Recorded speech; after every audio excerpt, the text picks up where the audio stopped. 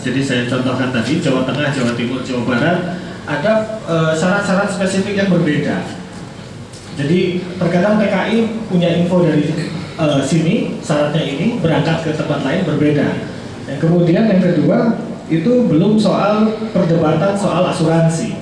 Di Hong Kong contohnya, kawan-kawan di Hong Kong oleh majikannya sudah diasuransikan. Nah, dipaksa lagi di sini untuk membuat asuransi agar muncul KTKLN.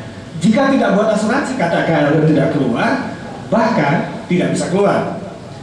Wewenang untuk mencekal ini ternyata lebih jauh, tidak sampai hanya pada pada imigrasi.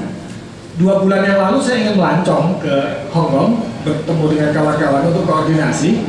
Saya ditanyai KTKLN bukan oleh imigrasi, tapi oleh maskapai. Ini lebih jauh lagi. Maskapai yang kita beli jasa mereka itu, yang kita bayar jasa mereka, berani bertanya KTKLN-nya mana?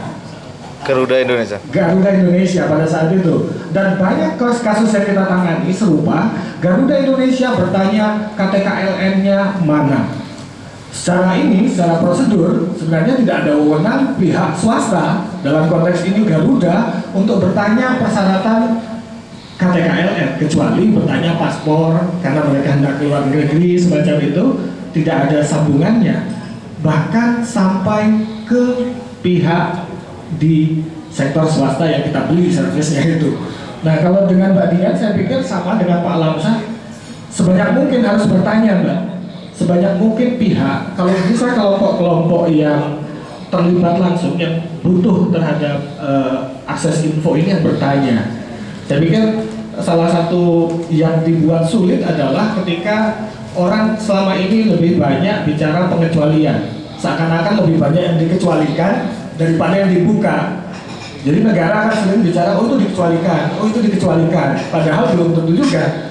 Nah, karena itu saya pikir butuh partisipasi luas dari masyarakat untuk menguji pengecualian itu ambangnya, batasnya sampai mana, dan jenis-jenis apa. Kalau terkait dengan contoh pengawasan PPTKIS tadi, selama kita tidak bisa melihat pengawasan itu, maka kita tidak bisa juga melakukan kontrol terhadap proses pengawasan. Bebas liarlah PJTKI kira-kira.